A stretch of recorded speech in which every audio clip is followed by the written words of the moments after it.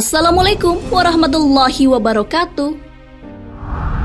Sahabat beriman, di dalam Al-Quran sudah dijelaskan proses diciptakannya manusia, yaitu dari segumpal darah. Kemudian dihembuskan ke dalamnya ruh atau nyawa. Gambaran tersebut menjelaskan seorang manusia berdiri dari jasad yang nampak dan ruh yang tidak nampak. Lantas, apa hakikat ruh?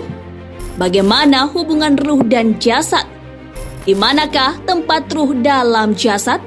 Serta bagaimana cara mensucikan ruh? Simak ulasannya dan tonton hingga akhir. Tentunya hanya di channel Islam Populer. Tapi sebelum lanjut, jangan lupa klik subscribe, like, dan lonceng notifikasi untuk mendukung channel ini agar terus menyiarkan syiar Islam.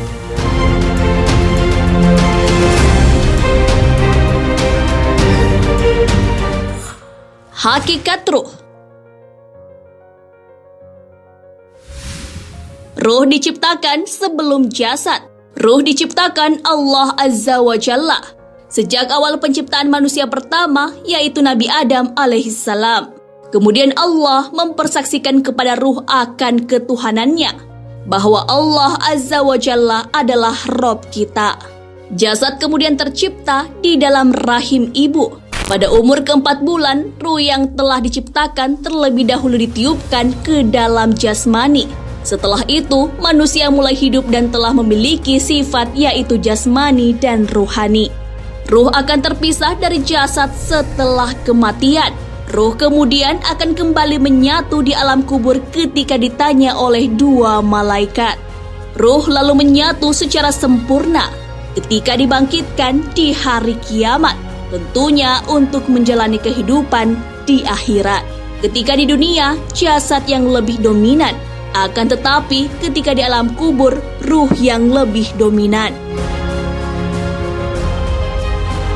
Sahabat beriman, ruh adalah urusan Allah Azza wa Jalla yang tidak diketahui oleh siapapun kecuali Allah. Hal ini sebagaimana dalam firman-Nya. Dan mereka bertanya kepadamu tentang roh. Roh itu termasuk urusan Tuhanku. Dan tidaklah kamu diberikan pengetahuan, melainkan sedikit. Quran Surah Al-Isra ayat 85.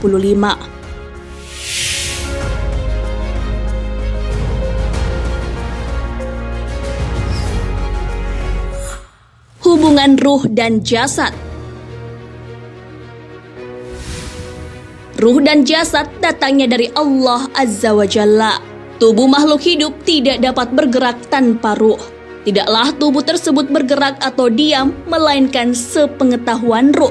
Tubuh tidak dapat dekat dengan ruh. Akan tetapi, ruh sangat dekat dengan tubuh kita.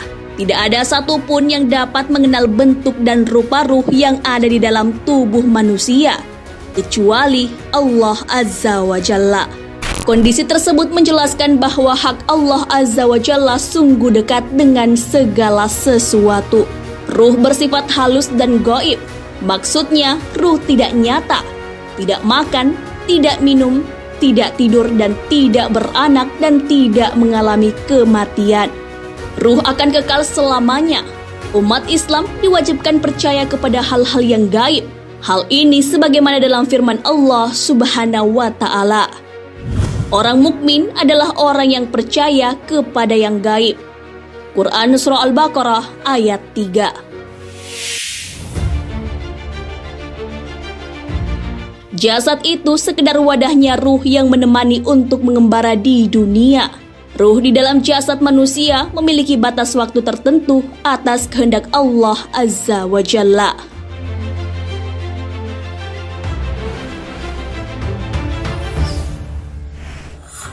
Tempat ruh dalam jasad.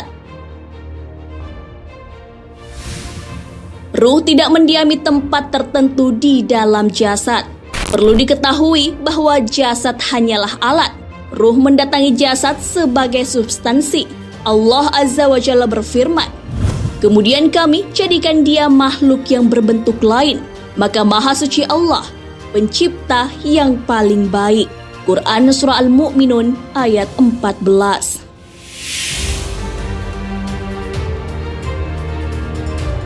Ruh di dalam jasad ibarat raja dan kerajaannya. Ruh mengatur dan bertindak pada jasad. Keperluan ruh terhadap jasad juga dapat diumpamakan perlunya bekal bagi musafir. Seseorang tidak akan sampai kepada Tuhan jika ruh tidak mendiami jasad selama di dunia. Hanya ruhlah yang akan menghadap Allah nantinya. Tidak diketahui pasti letak ruh di dalam jasad.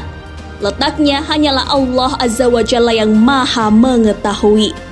Kewajiban kita adalah mensucikan ruh. Sebagaimana juga kita perlu menjaga jasad sebagai media mensucikan ruh.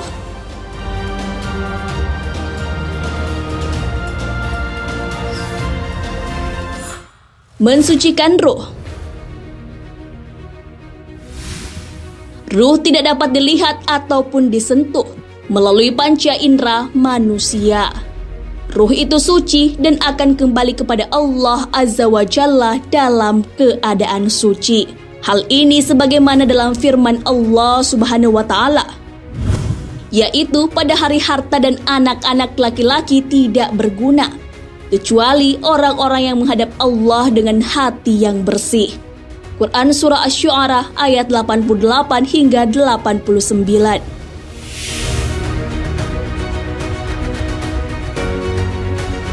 Untuk itu, kita harus berusaha menyelaraskan antara jasad dan ruh pada diri kita. Hal ini bisa dilakukan dengan memperbanyak zikir. Berzikir dapat menghadirkan kebaikan-kebaikan di dalam pikiran, hati, dan perbuatan kita, sesuai kehendak Allah Azza wa Jalla. Berzikir kepada Allah bisa berarti menyebut asma Allah. Misalnya, melafazkan kata Allah, Subhanallah, Alhamdulillah, Allahu Akbar, dan Hauqala. Dengan menyebut asma Allah, kita sudah terbimbing pelan-pelan. Selanjutnya, ke pikiran dan hati kita. Sahabat beriman, mensucikan ruh atau jiwa ini sangat penting, mengingat keimanan manusia akan selalu mengalami pasang surut. Diriwayatkan dari Abdullah bin Amr bin Ash, beliau berkata, Rasulullah SAW pernah ditanya, siapakah orang yang paling utama? Beliau menjawab, setiap orang yang bersih hatinya dan benar ucapannya. Para sahabat berkata, orang yang benar ucapannya telah kami pahami maksudnya. Lantas apakah yang dimaksud dengan orang yang bersih hatinya? Rasulullah SAW menjawab, dia adalah orang yang bertakwa atau takut kepada Allah, yang suci hatinya, tidak ada dosa dan kedurhakaan di dalamnya, serta tidak ada pula dendam dan hasad. Hadis riwayat Ibnu Majah dan Tabrani yang disahihkan oleh Imam Albani.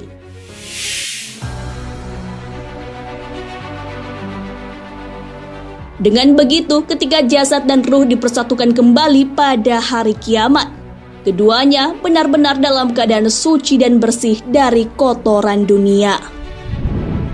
Nah, sahabat beriman, ruh dan jasad merupakan hubungan yang saling memengaruhi. Antara jasad dan ruh merupakan suatu kerangka yang saling membutuhkan dan mengikat. Al-Quran menjelaskan bahwa ruh merupakan wujud makhluk langit selain malaikat. Hal ini sebagaimana firman Allah Azza wa Jalla.